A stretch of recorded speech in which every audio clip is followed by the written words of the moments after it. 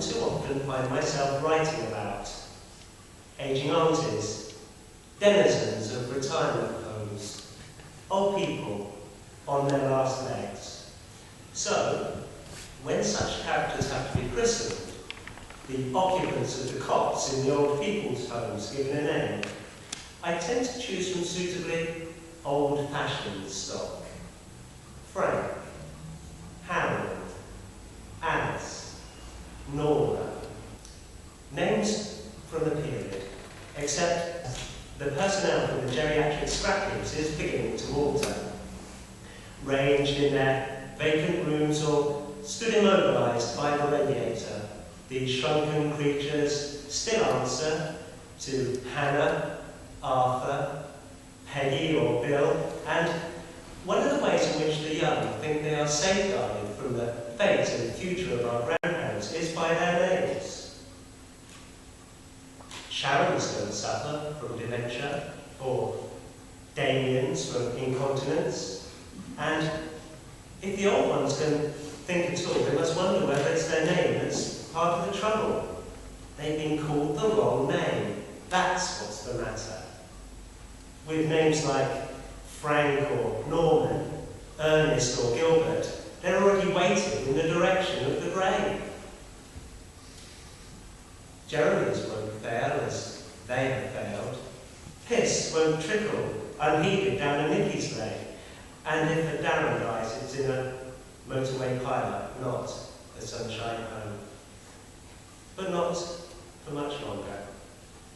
Soon the listless watchers by the radiators will be Melanie and Karen, Lee and Sandra Louise.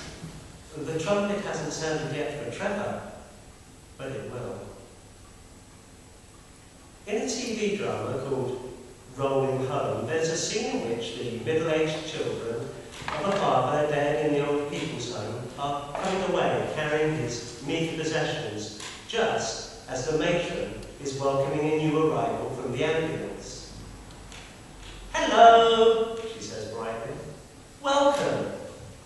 You are our first Kevin."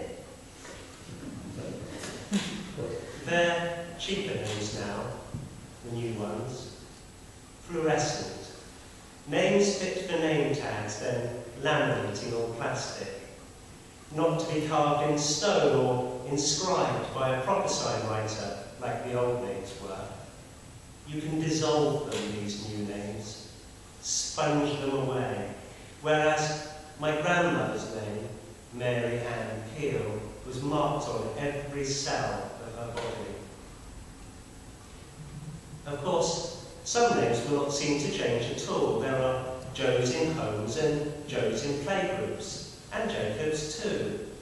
But though it will take a lifetime, these young Joes and Jacobs will in due course come along to take their namesakes' places, shuffling the dominoes, gazing vacantly at a plate of mince. There'll be new Hannahs too, Emily's, though the second wave of Emily's will come from higher up the social scale, just as the old Jacobs are not the same as the new Jacobs, and not just because the new Jacobs prefer to be called Jake. The old Jacob, like the old Joseph, were shabby and vaguely biblical, whereas the new Jacobs are secular and smart. The name has been sanded down and all its biblical varnish gone. Some names, though, will not come round again. The Dorises are going, for instance, and the Hildas. And how many boys now get to be called my father's name, Walter? One can just about imagine a baby called Mabel, but who will turn out the name drawer to christen their child Edna. But coming up the road are the Deans and the Darrens and the Waynes, and they too will fail. It won't be long before even Tiffany is a grandmother, and her cot, got ready in the corner.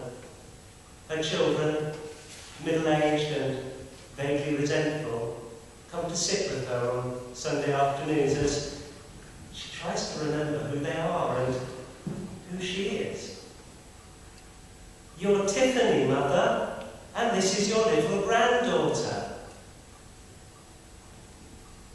And what will her name be?